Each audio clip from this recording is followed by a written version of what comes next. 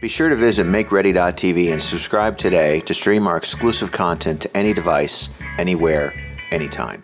This is Fernando Coelho with Panteao Productions, and welcome to the Make Ready podcast. Today, I have a special guest, Dutch, aka Chris Moyer, aka Dutch. All depends on what you go by. Let me tell you. Yeah, so it's funny, right? So I'll tell you how it started, but first I was recently, in the last couple of years, I had to redo my security clearance, right? And folks come to your house or wherever you are, they meet you at a neutral location, and we go through your whole life, blah, blah, blah. And he says to me, do you have any aliases? I'm like, no. Any nicknames? No. Yeah, I guess I do. I'm like, yeah, maybe I do. Maybe professionally, all kinds of people know me as Dutch. Maybe we ought to start putting that in there. So the last time I renewed my top secret security clearance was we had to put it down as Dutch. So now it's Dutch Chris Moyer, man. That's the company, DutchChrisMoyer.com, Dutch Chris Moyer YouTube, Dutch Chris Moyer Actual on social media. So now it's Dutch. And in this kind of arena, when I'm hanging out with pals, mates, business stuff, it's always Dutch. If it's home life, it's Chris. So back in the day, so I was in 175 a long time ago, first 75th Ranger Regiment, and my platoon sergeant, John Spizzo, great dude, his favorite movie was The Predator. Okay. And we were doing work in Panama. So we were in the jungle. We were in the jungla, and Spizzo's like, I'm gonna start calling you Dutch. And he would say, hey, tell someone to get to the chopper. Tell us all to get to the chopper. And I would say, when you're an E5 and he's an E7, and guess what? You're doing what he wants. You're doing what he wants. So, we'd be at the position of attention or something in the platoon, 40 kids, and he'd say that, and I would say, get to the chopper, or whatever, just be ridiculous about it. And then, he would, that was it. That's how it started. When I graduated from the Ranger Regiment and came to JSOC, they were like, you can't bring your nickname with you. I'm like, that's cool with me, bro. I'm fine with that. I just want to be here. I just want to do good things and be here. And then he said, well, you can't bring your own nickname. Fine. Call me whatever you want. But dudes that knew me beforehand called me Dutch. And then dudes that came after me called me Dutch. They tried to change my name a couple different times, but Dutch was always the winner, so it just stuck. Okay. It's not a bad nickname. I mean, no, it's not bad. I'll take it in a heartbeat. Yeah. Most of the time, nicknames where I came from happened because you did something ridiculous. So Simon was my nickname for a flash in the pan because I broke my neck with the explosion from the Simon device. So, this is Simon. Now it's Simon. Well, I totally get that. Yeah. So, but it didn't stick. So I think Dutch is better. Dutch won out. Oh, it's better for me. Yeah. Yeah, for sure. Okay, that makes sense. That makes sense. That's it, man. All right. So, hey, thanks for having me, by the way. No, I'm glad to have you. I mean, we've been filming for, it's our 4th day. 2 instructional videos, a video bio. Now the fun part. Now we get to actually smoke some cigars, drink some bourbon. Well, then again, we were smoking cigars and drinking bourbon every day. Nonsense. In fact, last night was a little rough. Not at all. Good. Real good. Yeah, it was good. It was good. I mean, where else can you do a video shoot where you're running and gunning during the day, carbines, pistols, and then talking about waking Ned Devine at night? I mean, and watching The Parting Glass on YouTube. Dude, I tell you what, man, that's powerful stuff. It really is powerful to me. Yeah. That's a great song. I don't know what the originality of that song is. I don't know. I mean, was it an old Irish or a Scottish? I mean, I know they're completely different here, but is it an Irish thing? Is it an Irish folk song from way back when? I don't even know the derivation of it, but what a great song, to all the comrades I ever had. Sorry for my going away. to all the sweethearts, you know, beg me one more day to stay. Yep. You know, it's so good. I'm getting goose flesh right now. I just, and here I am, you start boo-hooing, you know, it's like the Tullamore Dew commercial Yes. with Party Glass. It's a goodbye song. Yep. Whether it's a marriage, whether it's a death, you know, it's just a goodbye song, man. It's just a, Well, and to that, here's to you and the Party Glass. You know, it's the thing. and to that point, Tullamore Dew, they did it great with that commercial. You have the four guys coming in the rain to the church, carrying the bottle and the glasses, and Like they sit. it's a wake. It's you a know? wake. Yeah, they're sitting down. They're giving a toast to a dude that you think is gone, until the bride is right in the background waiting for the one dude that's actually sitting there. He's gone, bro. Yeah, he's gone. Here's to you. In a way, he died. See you later. It's over for him. But yeah, it was outstanding. It was outstanding. There's so many. Man, I was with was a guy named Eric. We were up close to Virginia Beach, and we had a man's night, you know, kind of thing. And I was staying at his place. Had a little fire, some Knob Creek, and we were just going through old mates and their anniversaries when they died. And then we started pulling out old songs. You know, hey, how about this old song? Hey, how about this one? You know, and it's Sergeant McKenzie. I don't know if you ever heard that one. It was a Corporal McKenzie. It's, that's terrible. I don't know if it's Corporal or Sergeant, but I think it's Sergeant McKenzie. Such a great Scottish, you know, it's, I'm trying to think what other movies it was in too. I think it might have been in Black Hawk Down. Then you, of course, you have the drummer boy. Drummer boy. Not the drummer boy. It's, man, oh man. Yeah, it's terrible. The brain is a terrible thing. Here, hold on. The older we get, that's it. Get the phone out. Let's see. I know it's Sergeant McKenzie, but I know it is. I have, so on this thing, right, so I have gone through so many quotes, and I put them on just a notepad, you know, Yeah. I just grab them and I bring them back in here. And I have all my names of my fallen, the Minstrel Boy. Minstrel is the Boy, song I'm yes. thinking of That was course. from Black Hawk Down. Yep. That was from Black Hawk Down. I remember then- when we did our documentary with Paul Howe on Battle of the Black Sea, the story of Black Hawk Down, I reached out to the gentleman that did that song, that did a version of that song, and he let us he gave us the rights to use the song. Oh, awesome. And we used that for the closing credits, and the closing credits was all the names of the fallen soldiers from that. So it was pretty cool. And Sergeant McKenzie, I think, was in Soldiers Once and Young. And it's when he says, lay me down Yes. in the cold, cold ground. Yes, we were where soldiers. heretofore many more have gone. It was a- You know, it's Yeah. awesome, man. Great fucking movie too. And it, you know, you look at the Scottish portion of it, and it's all, you can hardly read that. You know, it's English back in the day before English was refined. Yep. It's super cool.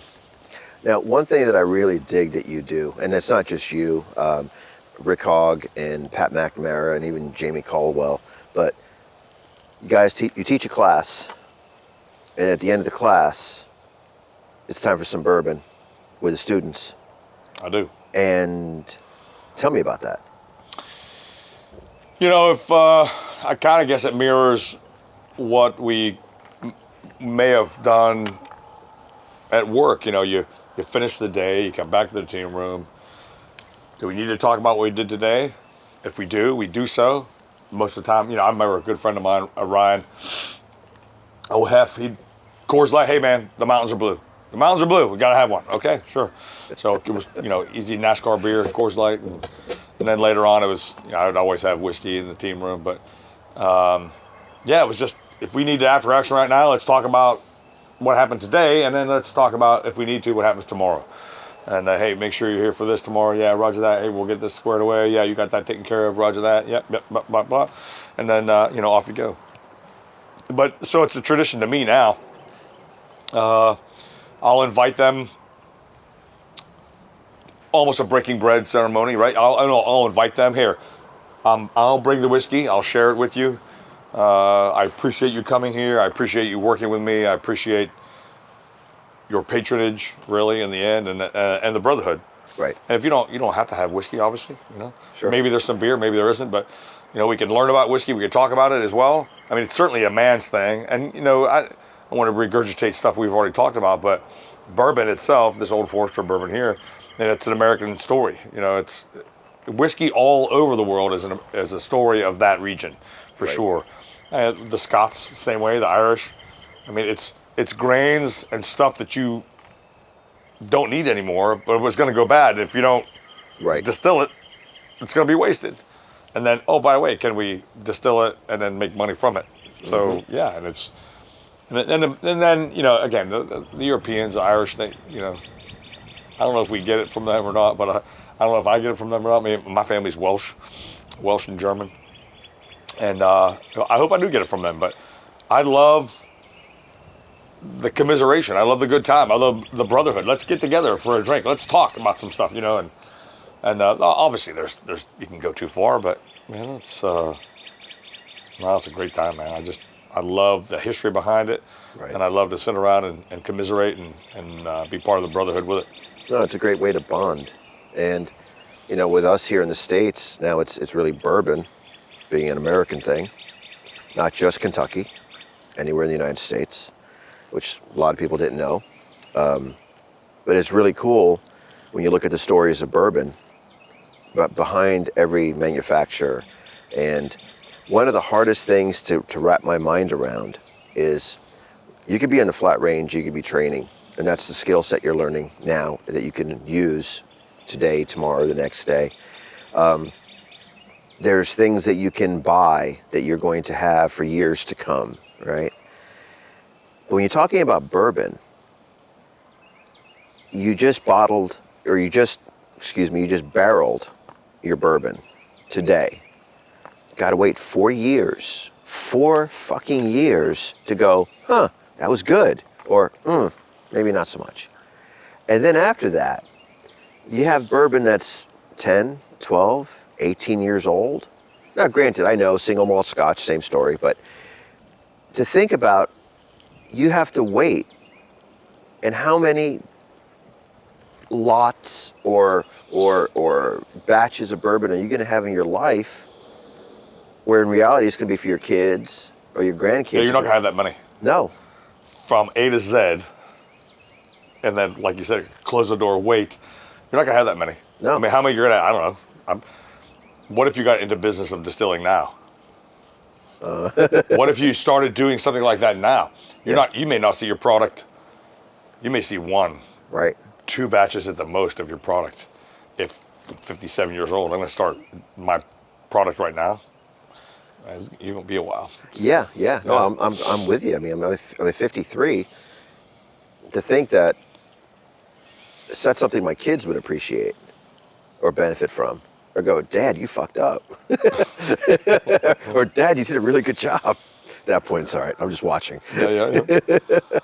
But that is something. It's really hard to wrap your mind around. It's pretty fascinating. You know, there's a science behind all that stuff. We talk about the green grass. There's a science behind getting grass the way you want it to. There's a science behind everything, right?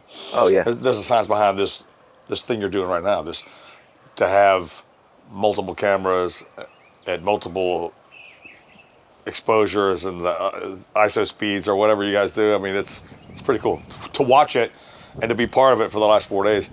Pretty damn cool. I appreciate that. I appreciate your hard work. One key thing for me has always been, you surround yourself with great people. You get the best instructors to film, then I don't have to worry about the content that's being portrayed. It's what they're showing is legit, the instructor's legit, we're good to go.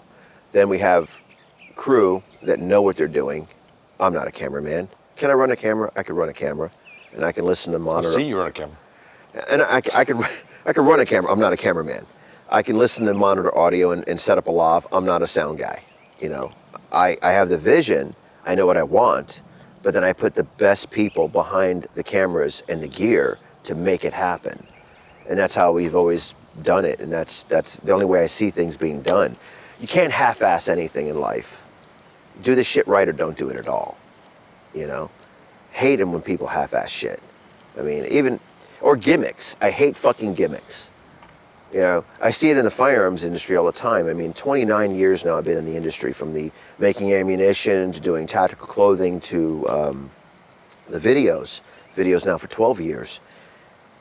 Especially in the training world, everyone's got to have a gimmick. And that gimmick could be whatever. It could be flicking their carbine to the side so that the magazine goes flying out and hits the person next to them. The art of the mag flip. Yes. Who started that business? I don't know. God bless your bro. Was it Haley? Was it him? I'm not sure if it was Haley or it was, but Costa or... They would turn their rifle really hard, right? And the magazine would fly off and hit the person two rows over. Then there was a parody video about that. There was the art of the mag flip. Yes, there was. I need a mag. Yes, there was. I need a mag. Yeah. They would fly these mags over, you know. Yeah. You could easily use you could use a full mag that way honestly, to hit somebody in the head with it. Right?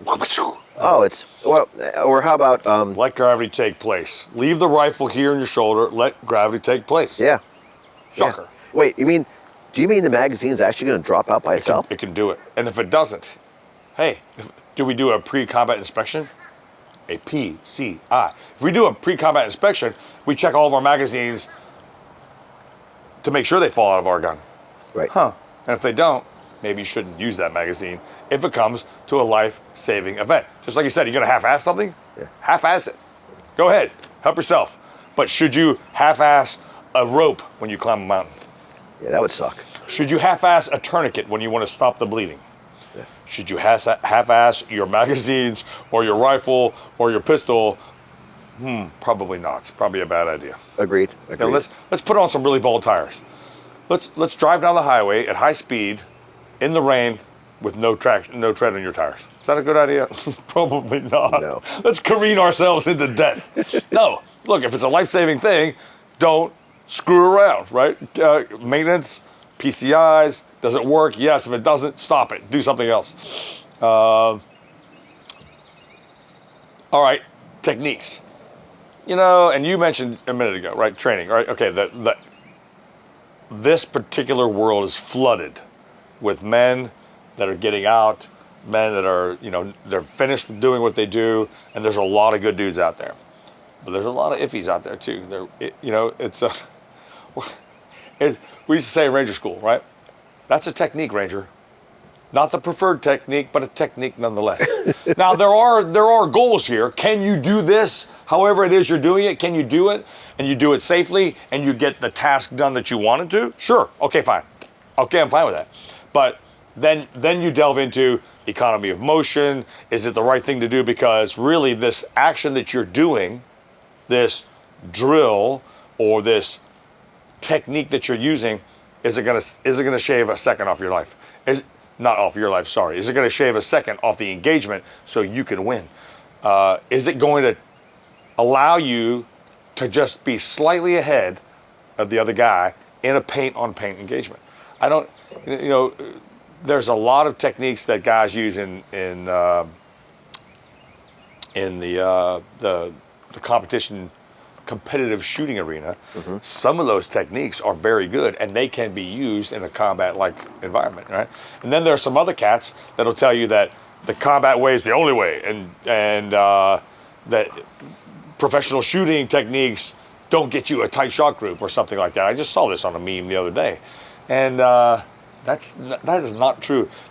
What gets you in a tight shot group at speed is practice. Mm-hmm. And developing the technique. Now, is it the technique that works best for you, or is it the one that has the most economy of movement and that will save your life? Those are the things you need to look to. The Temple Index is an interesting thing, right? The Temple Index, a couple instructors do that out there. And can you move from there to there in the Temple Index, or can you move around? I think it was developed inside of a car when the guy said it's VCQB, vehicle close quarter battle. All right, let's go on a limb here and insult someone, or I don't want to insult anybody personally, but that's not a thing. Close quarter battle is close quarter battle. I don't care if you're in a car or in a house or you're in a pasture or wherever it might be. Close quarter battle is close quarter battle. Now, and again, it's not dogmatic. There are principles we use And the rest of it is really a complicated thinking man's game. It's a fast-moving, complicated thinking man's game. So stick with the principles, and then most of it's not written. Right. These situations can't be written anyway. There's way too many variables. Now, going back to the Temple Index, the biggest thing for me is I want situational awareness and spatial awareness everywhere I can on whatever battlefield I'm in. Is it Iraq or Afghanistan or Syria or Ukraine or Poland, wherever it might be? You know, I want all the situational awareness I can get. That's why I shoot with both eyes open. That's why you do the things you do. So if I Temple Index, I can't even see you right now. I can't see you. Well, then part of my battlefield has already been masked by my own self. Why don't we just keep it in compressed ready? You know, I've seen the same technique with the Sewell. The law enforcement officers use a thing called the Sewell technique. It was probably put together by Bob Sewell or whatever, you know, old man Sewell's boy, wherever it was put together. And the Sewell is this pistol in your front here at a very interesting, your two hands compressed, but it's at an angle, so it's facing down. Yep. And I'm positive that Mr. Sewell designed this so I could be in a stack with somebody else and it's not oriented toward your back or anything else. But people constantly forget that this, my friends, is what makes the gun go bang. So something has to get in here and make the gun go bang. This is why people bitch at me when I wear a pistol with a clip draw. I'm an anti-holster guy. I mean, I like holsters. Holsters certainly have their place, but I love the clip draw because it's less bulky. It's just a clip. But oh wait, there's no protection from your trigger. I've gone through that evolution. You know, I've gone through all that. It's just another technique, man. Oh man. You know, I've changed a tire with it in my pants. I've climbed a wall with it in my pants. I've mowed the lawn with it in my pants. Oh, by the way, I have it in my pants right now. I've gone on long trips in a car or a truck with a dog going back and forth from the co-driver's seat to the driver's seat over and over again. And you know what? There was a time I was concerned slightly that Mr. Man would push his paw into my trigger well. But again, a stock gun, Glock or Sig Sauer, anything like that, any striker-fired guns, we're talking about 5 to 7 pounds of pressure to move that thing back. It doesn't work that way. You know, these we've seen it before. You know, the guy outside the nightclub shoots himself in the leg. Right. Look, says because he put his finger in the trigger well. Yeah. Because that's what he did. Yeah. You know, there was the guy that was on Tosh.0. He shot himself in the leg with a fast holster or whatever. And he's on video going, "Oh, I can't believe I shot myself." I can believe it because you put your finger in the trigger well and you pull the trigger. It must have been in my holster. It must have been this or that. And then he goes on Tosh.0 and he makes fun of him. You know how Tosh is. He makes fun of everybody. Yeah. But come on, man. It's because you stuck your finger in the trigger. Guns don't go off by themselves. Right, right. Contrary to people think about Sig Sauer or anything else, guns don't go off by themselves. They don't. We can go on and on with it, right? It's the 10 gun versus the high ready. Yeah. You know, I am kind of passionate about some of these things. You know, it's not stupid. The 10 gun probably has its place somewhere, but the high ready is much faster, and I can still move my gun around just like I can with a compressed ready. I can still move my gun around if I have to move in and out around people and things. You know, there's a lot of bother about flagging. Oh, you flagged me. You flagged me. Fernando, you flagged me. Guess what? In a complex, close quarter battle environment, everybody gets flagged a little bit. Right. It's gonna happen. Right. But what makes the gun go bang? And then this whole process, you know, the whole mental process is, there's my potential threat. Here's my rifle. I raise my rifle to meet the potential threat. At the same moment, I'm rotating my selector lever, inserting my finger, finding the dot where I want it to be, and then, oh, it's not a potential threat. I'm out. It's the psychological portion. It's a whole process. Another good friend of mine and I were talking, rightly so, about should you put your finger, should the finger really be on the trigger with your weapon on fire before you go into the room, or should it be on safe? You know, what's the difference in time factor?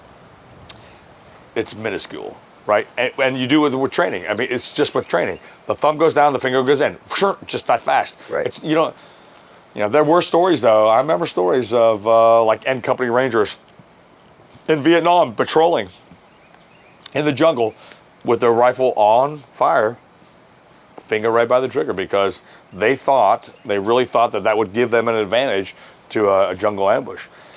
You know, when Charlie and I talk about that, the difference is minimal at best.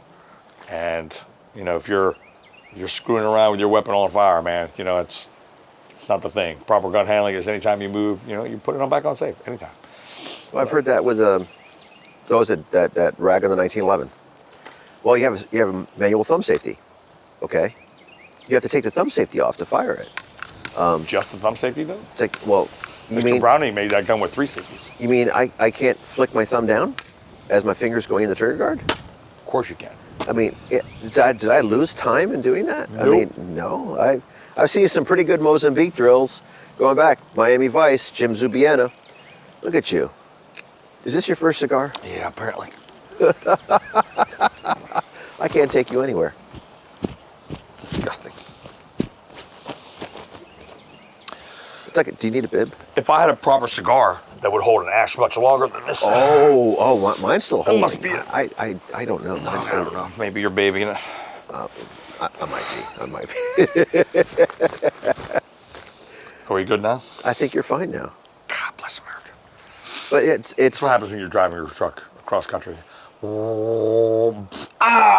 Shit! It's on my lap. I'm getting burned. I've had that happen. Yeah, burned, but you know, whatever. No, ash everywhere. Yeah, that's a thing. It actually does suck. It's interesting though. Also with gear, I've seen more guys on the range showing up with a new Gucci gear in their carbine or a new holster, but usually it's on the carbines where they'll have a new stock, new anything. And it's like, wow, have you used that yet? No? You're here to take a class? How about the new red dot? Who cares about a stock? Oh, God, yes. I just put this optic on. Is it zeroed? Yeah, it's zeroed. Sure it is. It's zeroed from the factory. Yeah. No, it isn't. What, a class of, 15, how many do you think will be zeroed? I don't want to go over 12, right? So, 1 to 10 is my best ratio, I think, for instructors. I mean, 1-on-1's the best. But I don't want to go any higher than 10 or 12, right? But, yeah, when you say, hey, evolutionary gunfighter, come on to the class, it's a big deal, you got to shoot 600 rounds of 5.56 today, blah, blah, blah. And then we go the position shooting or something, and then I'm not zeroed, like 5 hands go up, 1/3 of the class. Yeah. You're not zeroed? Yeah. You got to bring a zeroed gun, man. You got to bring a zeroed gun. So it helps. It saves time, right? Zero your rifle. Where are you going to zero it? 25? Okay. 50? Okay. 37.5? Okay. 100? 200? In the end, it doesn't even matter where you zero. To me, honestly, I don't care as long as I know that you understand your sight to bore ratio, and as you get closer, or where you need to be, where you need to put that dot.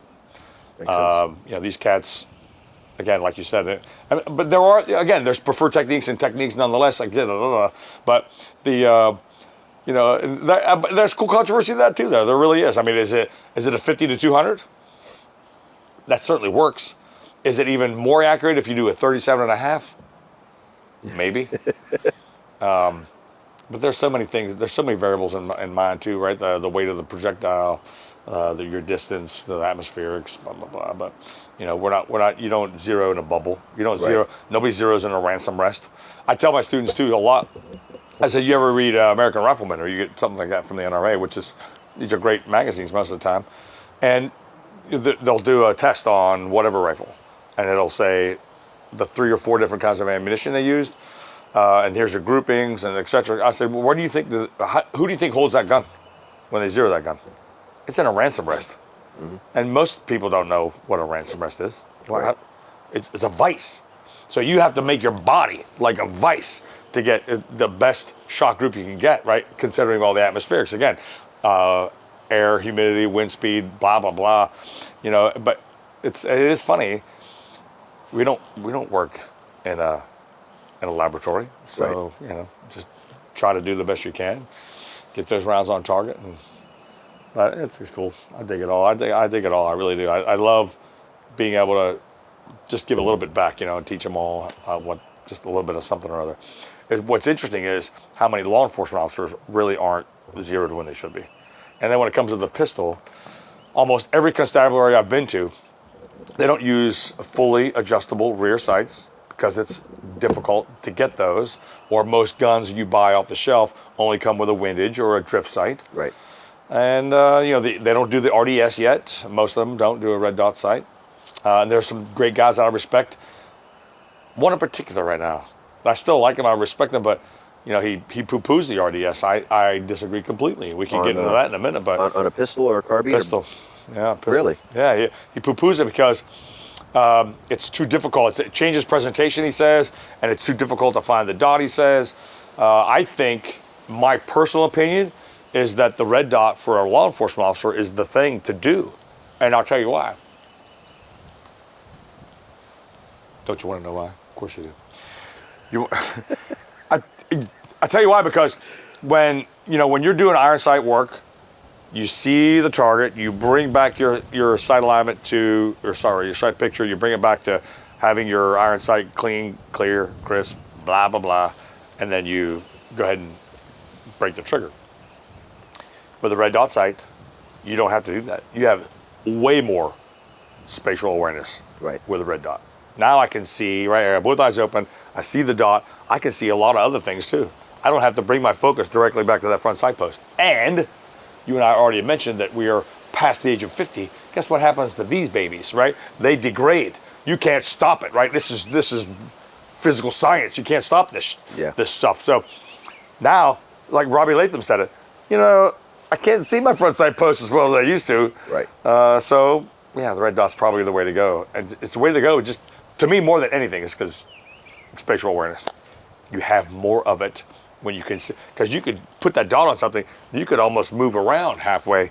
You could move around plenty in this space here and still have that dot on somebody. Well, that makes sense. You could see it in your peripheral vision. I think my only difficulty was when I first transitioned to trying a dot. Completely correct. And it's like you're so focused on front sight, rear sight alignment, focus on that front sight.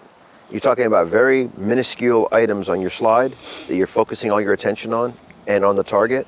And now all of a sudden you have this nice red dot. That's all you have to worry about now is the dot. And it took a little getting used to. But once you got used to it, it's like, oh shit. And one of the big things to get used to is to find it. Yes.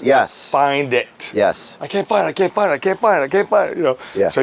So I tell people every time I pull it out of my pants, if I'm going to the bathroom, if I'm eating chow or whatever, I'm just going to pull it out. Every time I pull it out, no matter what, I'll find a place just to find it again and again and again and again. So it becomes muscle memory. The Navy SEALs, we talk trash on each other. I get it, and that's fine.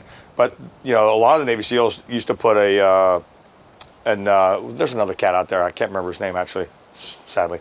But they do drills where they cover up the RDS. You cover it up, so you're really relying on a marker on the back of your pistol where you can constantly find that. Those are great things to do. Those are great drills to do. Mm-hmm. Find where that is. It allows you to become better at point shooting, if you want to call it that. It's presentation. There's the thing. There's the block. Fire the weapon, and you're going to be somewhere in the A box. Is it going to be right on top of each other? Probably not, but it's going to be damn close. Yeah.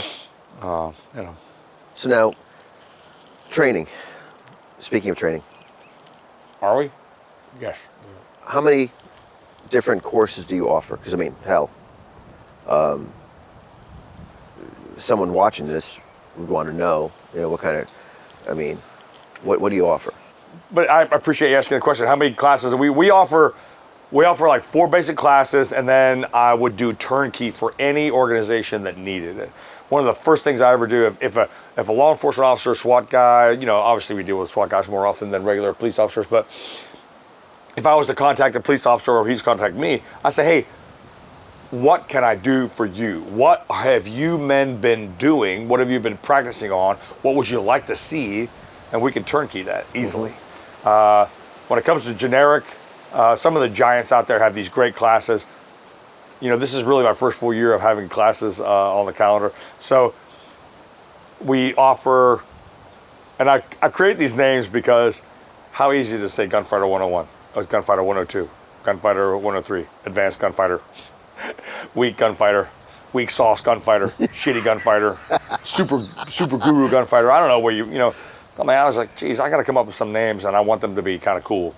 So my beginner's class, if you want to call it that, is called the Gunfighter Awakens. And I do all this under the Evolutionary Gunfighter banner, which is all about leadership and about the techniques that I've used in combat and in training to be better shooters. But it's a badass name, by the way.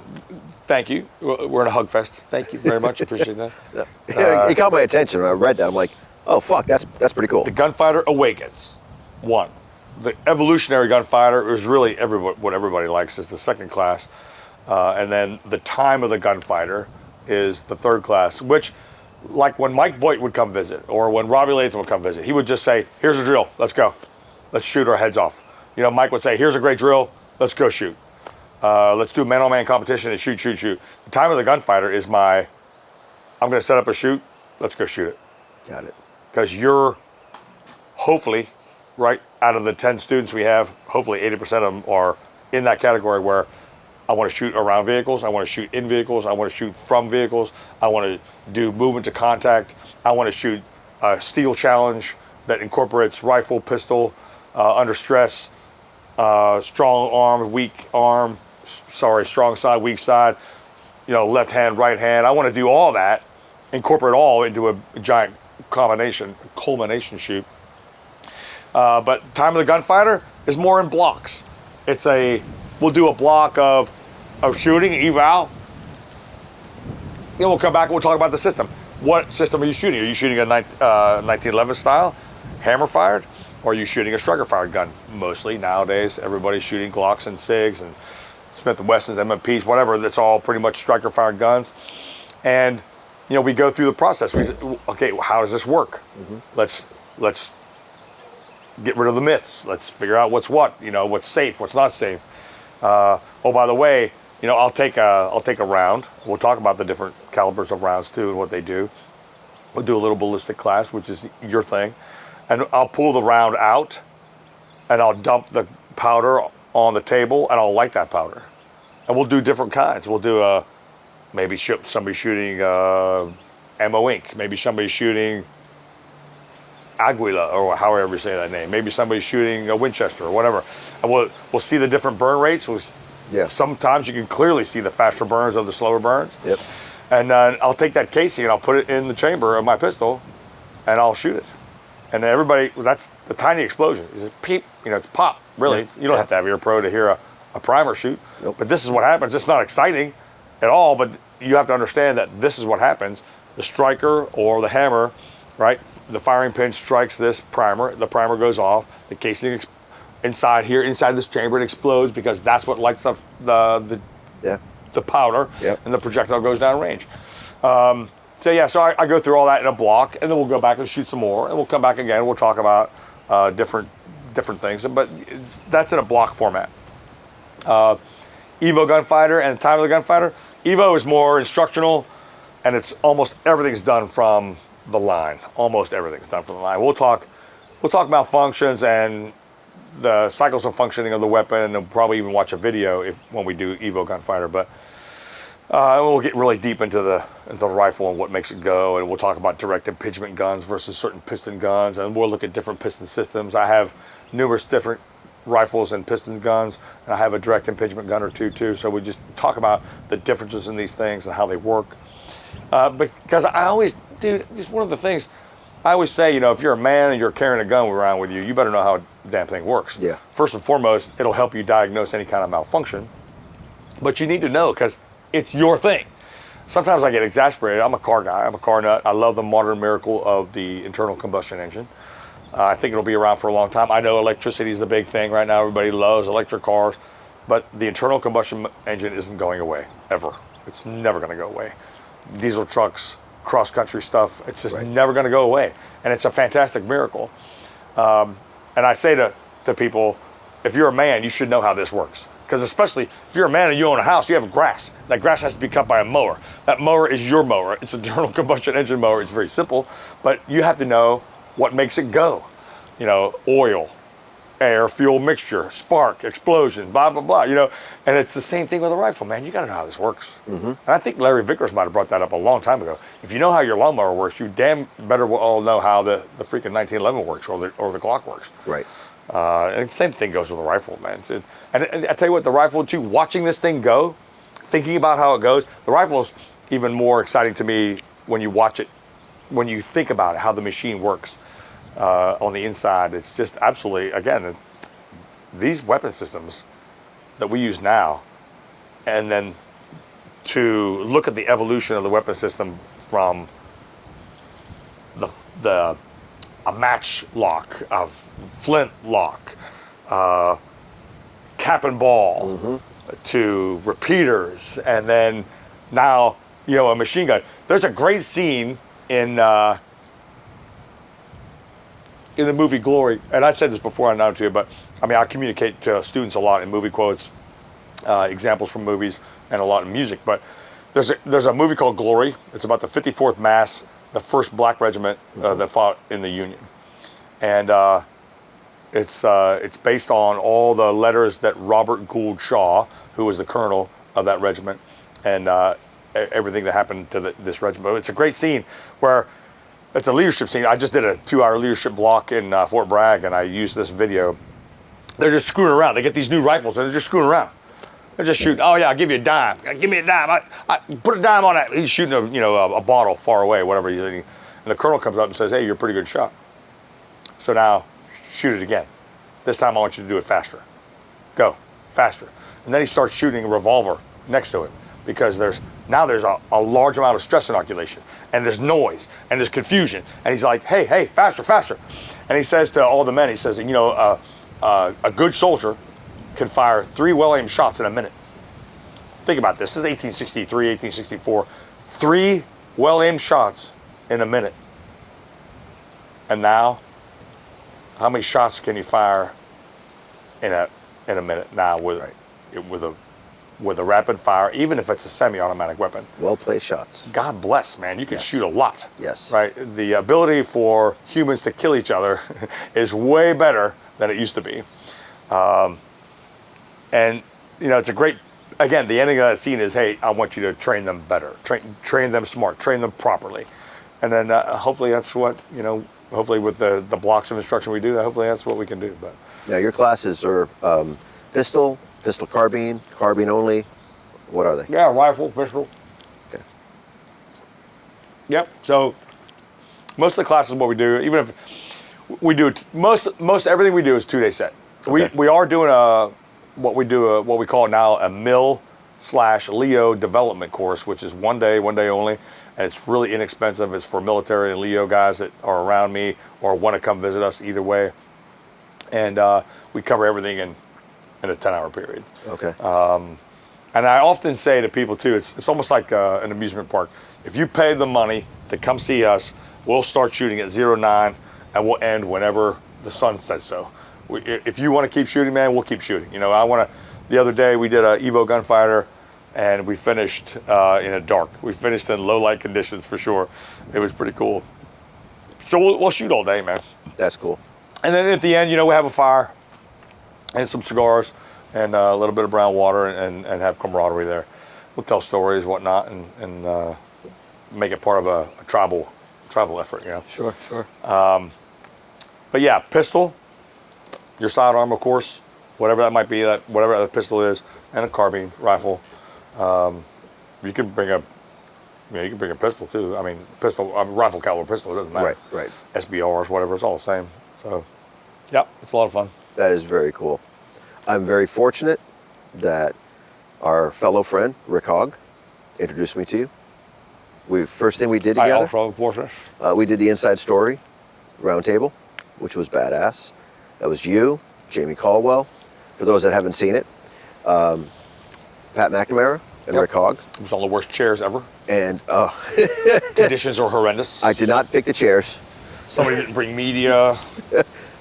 Somebody didn't bring sunscreen. Somebody wore flip-flops. I don't know. It was mayhem. Flip-flops. That was definitely not. That was kind of funny. Mac called him right out on that. I mean, opening scene. I talk smack on every. I'm in Erbil, northern Iraq. That's the capital, right? And we're at a station up there, and guys will walk around in flip-flops or something. Like, hey, bro, as the balloon goes up, you don't want to be that guy. Because in the end, you're going to be like John McClane and Nakatomi Plaza with glass in your feet. Best Christmas movie of all time. Well, close. It might be the best. I think it's the best. But is it a Christmas movie? Oh, yes. Okay. Oh, yes. Bruce Willis what did he say about it? I don't know. I don't care what he said about it. I will die on that hill. I will fall on that sword. That is a Christmas movie. No, I agree. Man. It's a Christmas movie. I agree. I mean, the main bad guy, right? Hans Gruber, played by Alan Rickman, who is now assumed room temperature. God bless him. He's singing "Ode to Joy" by Beethoven. I mean, come on. Yeah. Yeah. And there's plenty of Christmas stuff in there. It's a Christmas movie. I agree. Yeah. I agree. During Christmas time. Yeah. Christmas movie. Come on, man. Well, that Lethal Weapon is my other favorite Christmas movie. The other thing I learned about you during that sit-down roundtable was you're a history buff. Oh. Again. Hey, I can't help you smoke a cigar, dude. I mean, this is like comic relief. This is horrible. I can give you a cigar. I can give you a lighter. God bless America. But what happens after that? You see, the ash was not that long, bro. Hey, Hey. do you want to reach out to the manufacturer? Hey. I do, actually. I want to reach out to the manufacturer right now. Get him on the horn. God bless, bro. It's terrible. This is okay why we do not have nice things. God. But now, Lee. during that sit down, are you okay now? You sure? No, I'm not, actually. Yes. Between you and Mac, I knew Mac was a history buff. I had no idea that you were a history buff. And also the music buff, too. Because you didn't even know my name yet. Well, hell, I still have a hard time. Who is this remembering it. shipper? That's why it's always like, Do I have to have another guy? who's that guy over there? Hey, at least you weren't wearing the flip-flops. Fucking clown. No, I was wearing shorts and boots. Boots Yeah. that looked pretty much just like these. So, Yeah. A boot guy. Well, it was a good video. It was actually well received. We have to do more like that. Go back to your history thing. What were you going to say? Well, you're a history buff, and I am. that is awesome, because a lot of people not only have forgotten history, never really studied history, and they have not really, you can't learn from history if you don't study history. They ought to be taking that damn effort and actually learning something. We're watching American Idol or something. Oh, well, yeah, that's Or TikTok. well, yeah. That's how I first saw you, was on TikTok. Amazon. No, you did not see me on TikTok. Blasphemer. I don't have TikTok. I will never have TikTok. You say that now. Wait till we're done. I've already said it. Oh, I'm saying it again. We're going to put music to you. Wait a minute. Hold on a second. I will never have TikTok. Well, you. Mark it down. You may not have I TikTok. just told the camera. So, God bless, man. you're training law enforcement, you're Yep. training civilians, Yep. training military. Yep. You're based out of where? North Carolina, Moore County, North Carolina. Okay. But you train all over the country. I do. If this year, I'll say if and then I'll go back. So this year we're going to be all over the United States, but we're in Texas for the TTPOA. We're going to be in Kentucky for the Kentucky Tactical Officers Association. We're going to hopefully be in California for a couple different things. Going to Poland before the summer is over. So yes, I go all over the country. If there is a constabulary that wants to do training, or I always say this too. I often say this: if you, the consumer, right, if one guy's out there and says, "Hey, do you come to Gary, Indiana?" I say, "Yes, I will. I'll come to Gary, Indiana." If you have 9 other friends that you can rustle up in a decent range, his cost is free. So the guy who initiates it, his cost is free. Little payback, just little crowdfunding. So if a guy or a girl says, "I want to do this class," roger that. You get 9 extra people. Guess what? Your attendance is completely cost free. Nice. You bring your own ammo, but the attendance cost is waived.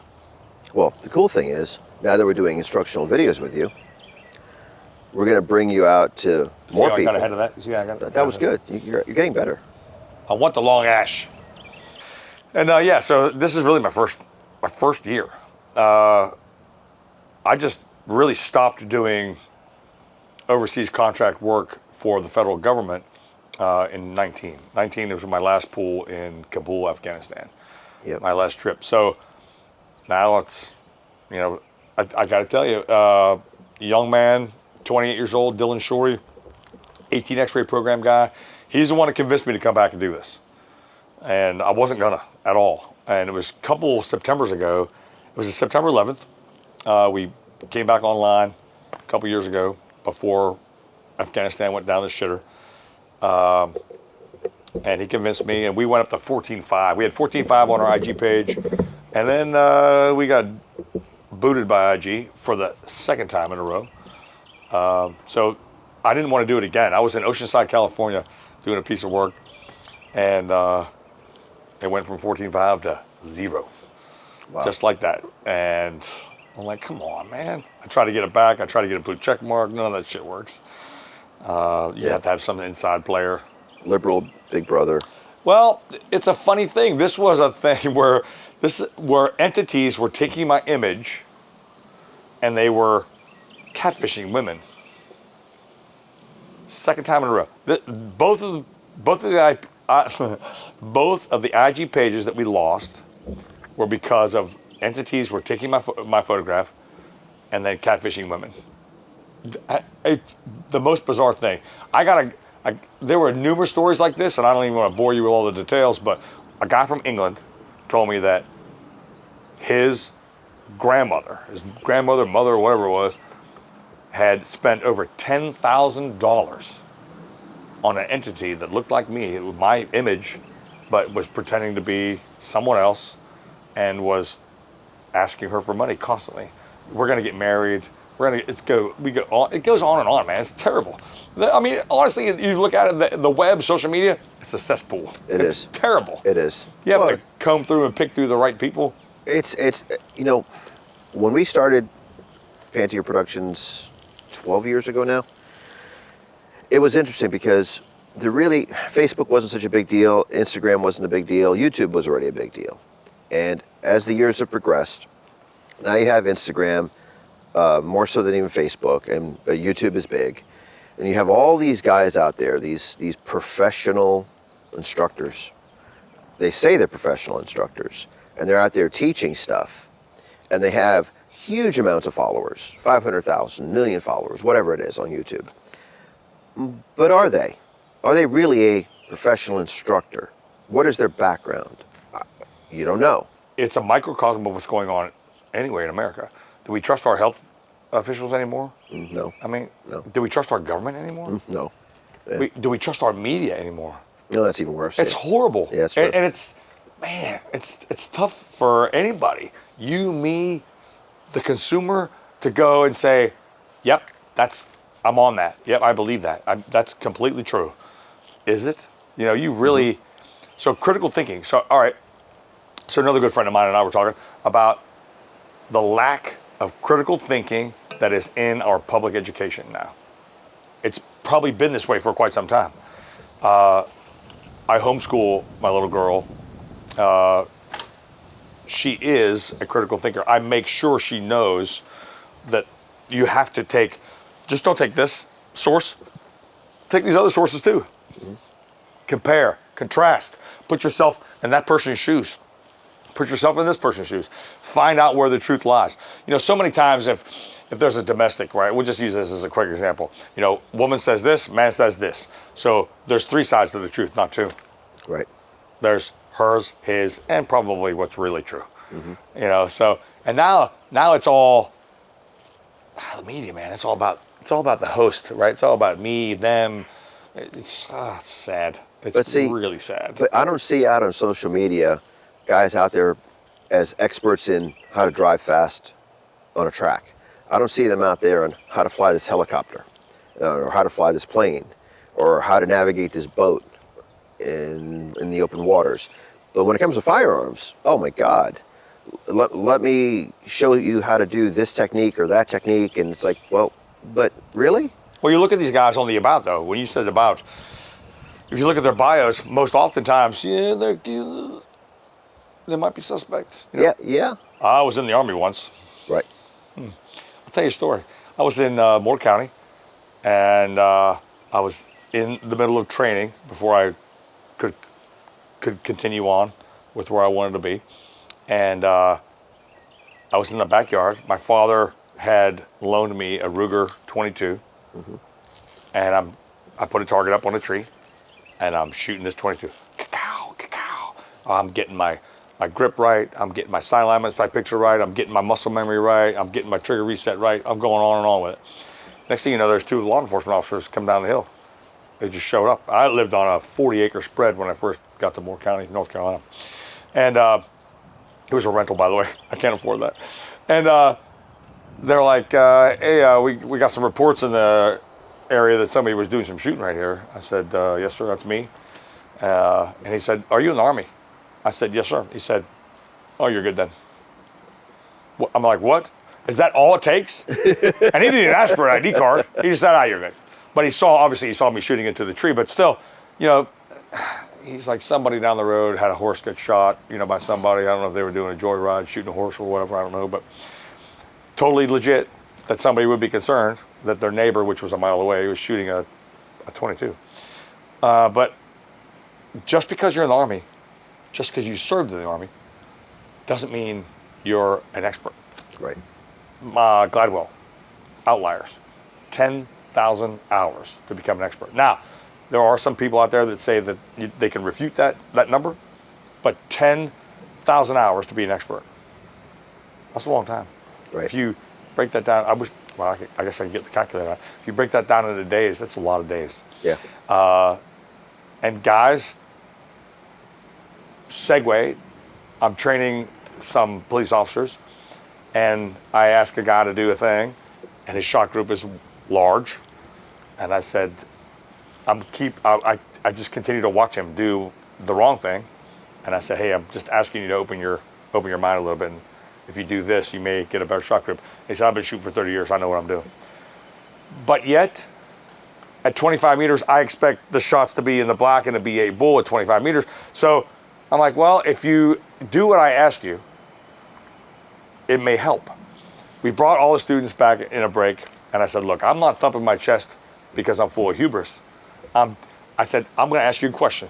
How many times a year do you get to do range work like this? 1. Mm-hmm. 1 day. And that day is inevitably qualification day. That's all you get. For most constabularies across the United States, that's all you get. Right. 1 day. So if you're going to qualification 1 day, and you're going to use your 30 round, whatever your qualification is comprised of, 30 rounds, 50 rounds, 100 rounds a year? Yeah. If you don't do it on your own? No, dude. Right. I'm like, look, I'm not thumping my chest, but my guys, my people, we did this every day. Every day, all day. That's all you did. You shot, you did PT. You shot, you did PT. You shot, you did PT. You know, this was something that's what you did. You had to be accurate. Absolutely have to be accurate. And there's too much. It's funny. There's just too much slop. Right. In what these constabularies, really councilmen, councilwomen, will allow their law enforcement officers to. They expect them to go into the fire and be totally accurate with very, very little training. Right. That's sad, man. That's sad, man. You see these videos. Oh, I can't believe they did that. Well, they don't get training on stress inoculation. Of course, they did something crazy. They don't get training, man. Right. Allow me to build a training program. Look, hey, if I wore the king hat for any kind of constabulary, local, federal, whatever, I'd have twice as many police officers rather than half. And me and this guy, Thomas, talked about this too. He's like, what happened to training? Why are people training the wrong way? I say, Thomas, they're not training at all. These people aren't training at all. If I wore the king hat, going back to that, I'd have double. Because half would be in the field and half would be training. Mm-hmm. Because this is what regular Army people do in a cycle, right? There's a training cycle, a deployment cycle. There's an admin cycle, a training cycle, a deployment cycle, right? This whole cycle. People are shooting and training, and people are doing something else. Maybe they're on a deployment. Maybe, and I told these cats in this one particular class, we had 90 students. I said, you get to do this 1 time a week, or 1 time a day, or 1 time a year. I said, I did this 5 times a week, unless I was hunting man. So come on, let's think about this, right? Just open your eyes, open your mind to what could be a better way to do it. Right. And, they calmed down and it was much better. But man. But it's unfortunate because you're right. Agencies have this stigma, and those that cover the budgets for the agencies don't want to put the ammo out there for them to use, don't want them to get training. We've hosted free training at our range before, and I actually had 2 police officers that were going to bow out of free training with Bob Keller, a former unit guy. And I asked, why can't you come? It's a free class. We don't have the ammo. Yeah. What do you mean you don't have the ammo? Well, we have ammo, but it's allocated for our requal, and we can't take that ammo out, so we can't come. I'm like, fuck that, I'll give you the ammo, come take the class. And it's like, here's a sheriff's department in South Carolina that doesn't have the budget to train their officers. And in a place like this, a rural place like this, where your backup is 10 minutes away, 15 minutes away, you know? And is it one other guy, maybe 2 other guys? And you're driving by yourself. It's not like NYPD where you have a partner. Well, they should all have partners, by the way. That's a whole other thing. That's true. That's true. 1 makes none. 2 make 1. Yes. You know, all right, example. A good friend of mine, Jimmy Hall, Tier 1 Eagle Tactics, has a contract to teach ODA. He's currently abroad. And he says, hey, can you take over for me? Can you be the primary instructor for this shooting program? I said, hell yeah, man, I'll do that for you, 100%. It got scuppered because a third Special Forces group, ODA, can't get the ammo. Wow. What world am I living in? Wow. That's crazy. But we're going to spend $14.5 billion on Ukraine. Yes. We can't even secure our own border. We're going to help somebody else's border. Well, now you're bringing up a I can't whole give my other thing. Special Forces guys ammunition to do a shooting program. We got, and I've been in the industry now a long time, owned an ammo company. Nothing frosts my ass more than watching ammo companies say, we're going to donate 1 million rounds to Ukraine. Whoa, back the fuck up. How about donating 1 million rounds to our police departments? Thank you. You know? Thank you. I mean, I don't get that. I don't get that. Everyone got on the bandwagon so they could be on Instagram saying, XYZ donated 1 million rounds. Oh, another company, they did it. Badass, great, give it to me. We got to do it too. So like 3 or 4 companies now, 1 million rounds, so 4 million rounds are going to Ukraine. Okay. Well then, you want to match that for our law enforcement in the U.S.? That's all I'm asking, man. You know? Give me the time, give me the tools. Right, what was it? World War II mantra, right? Give me the tools and we'll finish the job. Yes. And what's the primary mission? And now I know some of these people that are giving this ammunition and this money and this time are private owners. They can do whatever they want, honestly. Hey, look, we live in freedom. They can do what they want.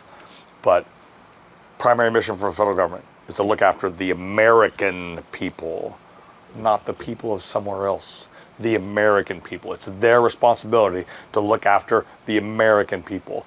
If it's a constabulary, whether state or local, it's their responsibility to look after the people that is within their population. Right. Period. No, absolutely. Well, Stop. And there may be private companies. It may be an individual person that owns a specific ammo company. I get that. Or there may be a board that's involved. But somebody makes the decision at that point to donate ammunition overseas, outside of the United States, to whatever the cause happens to be. But at the same time, from a marketing standpoint, would it make more sense to take that 1 million rounds of ammo, spread that among, 100 agencies, 200 agencies, whatever, and maybe then those agencies would be like, XYZ gave us ammo. Next time we need to buy ammo, we're going to look at them. But I am so happy to be able to work with you. Thanks, bro. No, it's been a pleasure. It's been a great 4 days. We have a lot more video stuff to create with you. We have to get the word out there that you're out there teaching classes. I'm in. And we need more inside story sit-down roundtables. Completely concur. And we have a lot more video stuff to do together. A lot more cigars to smoke. A lot more bourbon to drink. A lot more movies to watch. Don't threaten me with a good time, man.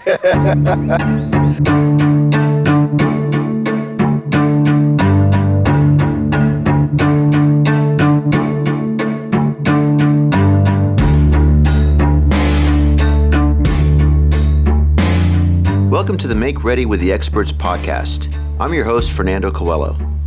We're here at Panteao Studios bringing you the very best from in and around the firearms industry, covering topics like guns, gear, firearms training, self-defense, and so much more. Everything from industry insights about the latest gear and training techniques to hunting, survival, and empty hands. But this isn't just about the guns, folks. This is about the stories. The military, law enforcement, and civilian stories of heroics protecting our country, fellow citizens, friends, and neighbors.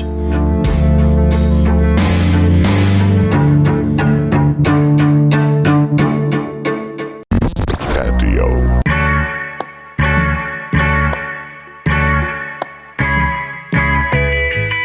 MakeReady.tv is the official website of Panteao Productions and features over 5,000 segments from world-famous instructors. With new video titles added each month, MakeReady.tv is widely known as the Netflix of firearms training. However, we really do go beyond that. We have survival series, we have empty hands, we have edged weapons, we cover armorer skills, we've done documentaries, even medical, and hunting. With your subscription, you will have access to an extensive library of videos. To be quite honest, we got a lot. Be sure to visit MakeReady.tv and subscribe today to stream our exclusive content to any device, anywhere, anytime. This is content that just may save your life or the life of someone you love.